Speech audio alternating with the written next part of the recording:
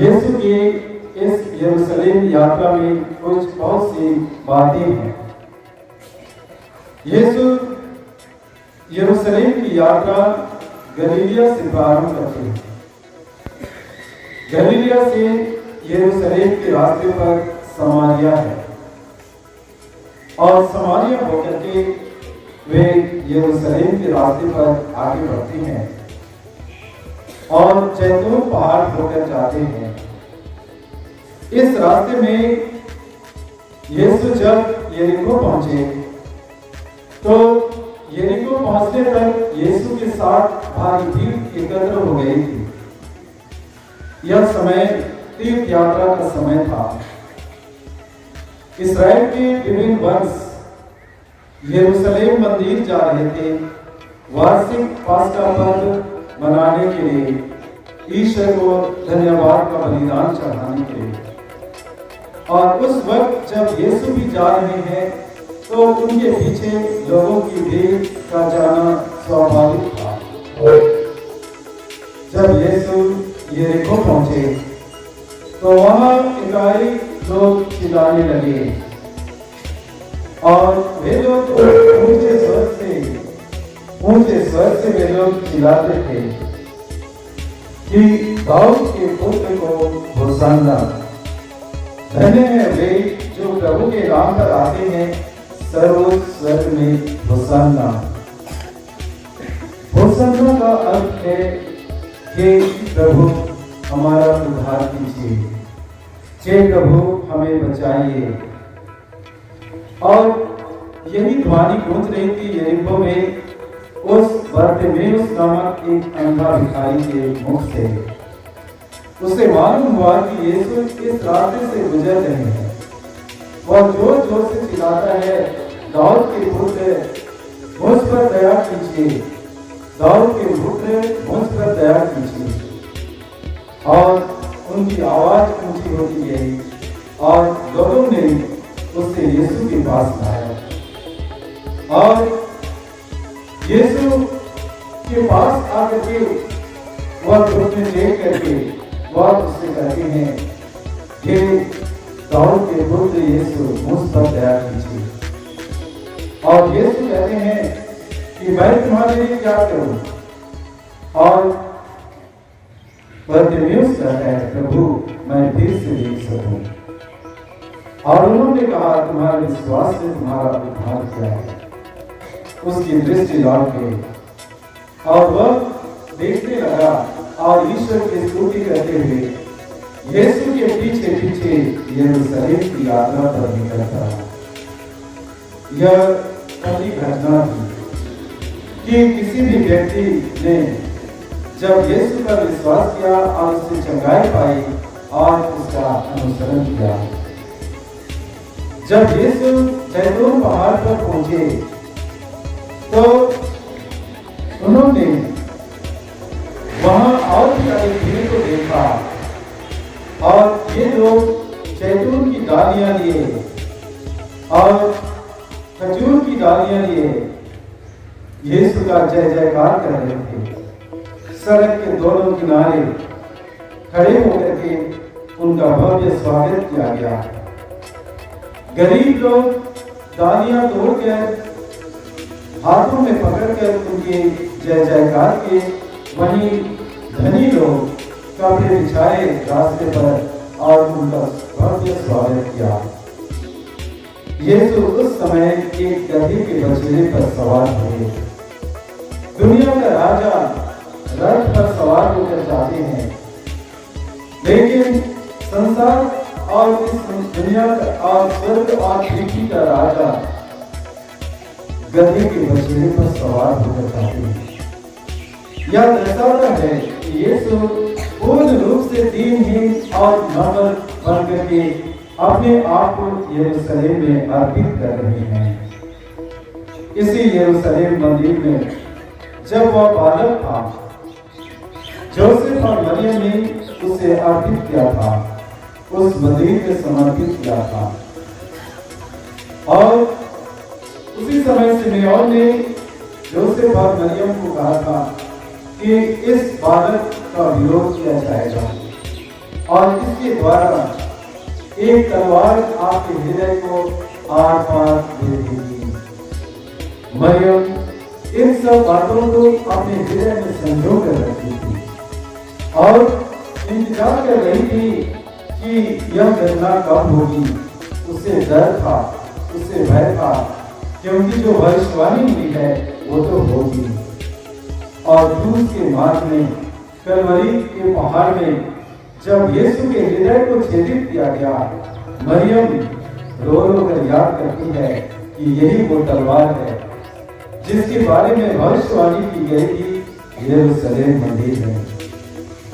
जब यीशु 12 वर्ष के थे और उस वर्ष पास्का पर्व मनाने के लिए वे अपने माता पिता के साथ, अपने वंश के साथ गए थे, यीशु मंदिर में हो गए थे। और एक दिन की यात्रा तय करने के बाद जोसेफ और मरियम ने देखा कि यीशु नहीं है। वे आपस में ढूंढने लगे अपने कुटुंबियों के पास, किंतु वो नहीं मिले। वे एक दिन की यात्रा पुनः तय किए और तीसरे दिन मंदिर में यीशु को पाया, जो शास्त्रियों के साथ बैठकर के धर्म ग्रंथ की कथनों की व्याख्या कर रहे थे।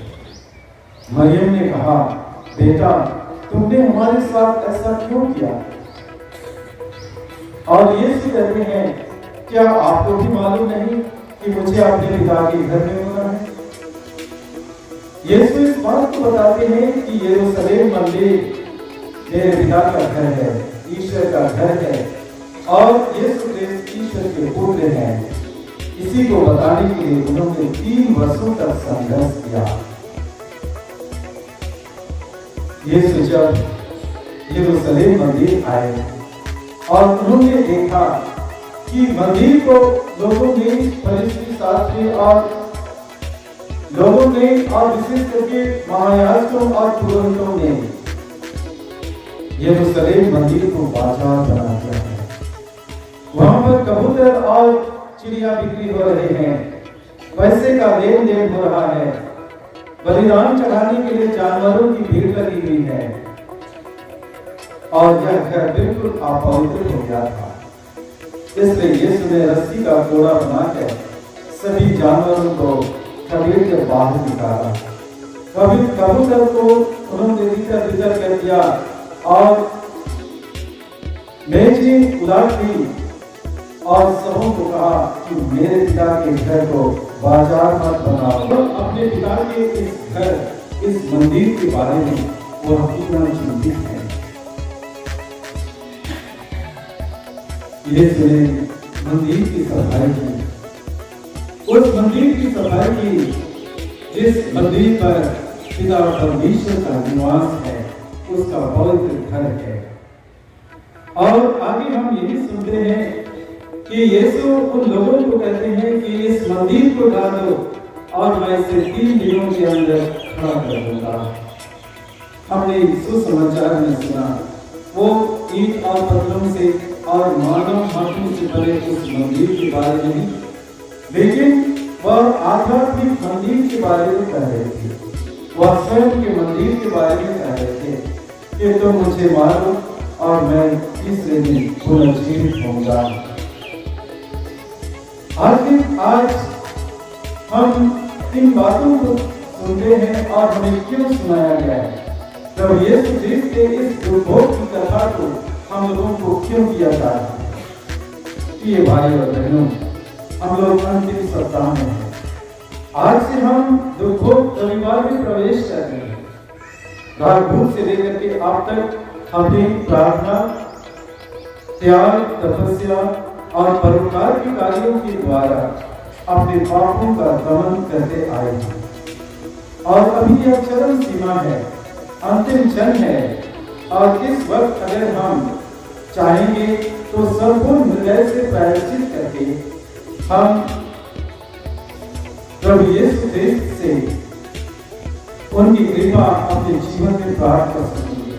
हम उसके पास का रहस्य में सम्मिलित हो जाएंगे। यीशु क्रिस्त अपने पास का रहस्य में प्रवेश कर रहे हैं। उनका पास का रहस्य है कि अपनी दुर्भोग और मृत्यु के द्वारा लोगों के पापों का प्रायश्चित करना अपने आप को बलिदान चढ़ाना।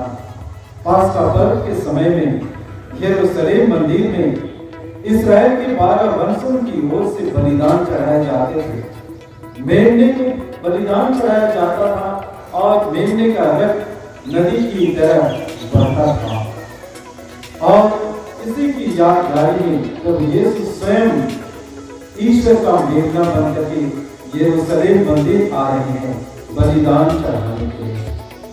यरूशलेम में मंदिर में बलिदान चढ़ाने के लिए बेथलेहम नगर में पैदा हुए और वहां पाए जाने वाले मेमनों को ही बलिदान चढ़ाया जाता था। और यीशु बेथलेहम के गोशाले घर में जन्मे थे और इसलिए वह ईश्वर का मेमना था, इसलिए वह ईश्वर को बलिदान चढ़ाए जाने के लिए योग्य और पवित्र बलि था, जिसने स्वयं को बलिदान चढ़ाया ताकि उसके बलिदान से मानव के पापों की मुक्ति हो सके और वह ईश्वर पिता के सामने अपने जीवन को, अपने सबसे कीमती जीवन को अर्पित कर सके।